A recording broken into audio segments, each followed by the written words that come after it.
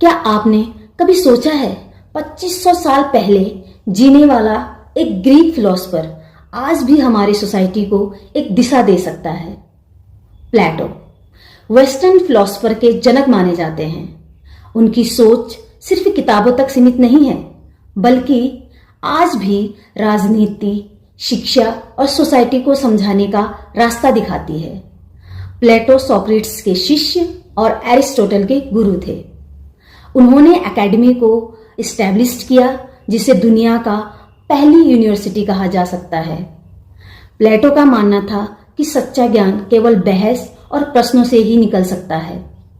प्लेटो ने अपनी book Republic में आइडियल सोसाइटी की कल्पना की।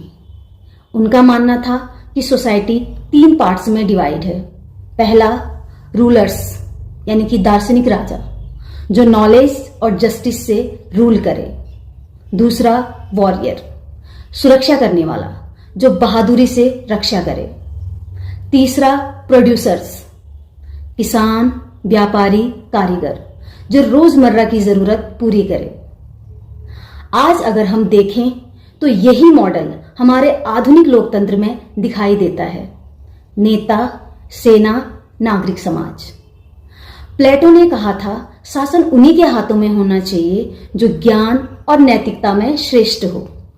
आज भी हम ईमानदार और शिक्षित नेताओं की तलाश करते हैं। भारत की राजनीति में भी प्लेटो का यह विचार प्रासंगिक है कि सत्ता केवल ताकतवर के पास नहीं, बल्कि नैतिक और दूरदर्शी व्यक्ति के पास होनी चाहिए। प्लेटो का मानना था कि शिक्षा का असली उद्देश्य सिर्फ नौकरी पाना नहीं, बल्कि चरित्र निर्माण होना चाहिए। आज के समाज में जहां शिक्षा ज्यादातर डिग्री और नौकरी तक सीमित हो गई है, प्लेटो का संदेश हमें याद दिलाता है कि शिक्षा का मकसद सोचने की क्षमता और नैतिक मूल्यों को मजबूत करना है। The direction is which education starts a man will determine his future life। शिक्षा की शुरुआत जिस दिशा में होती है, वही इंसान का भविष्य तय करती है।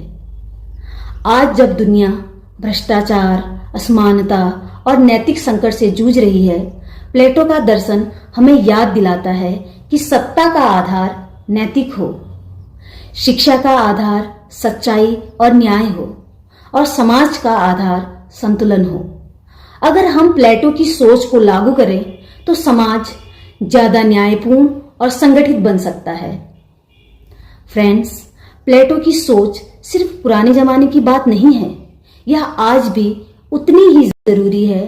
चाहे राजनीति हो या शिक्षा, हमें प्लेटो की तरह गहराई से सवाल करने चाहिए और समाज को न्यायपूर्ण बनाने की कोशिश करनी चाहिए।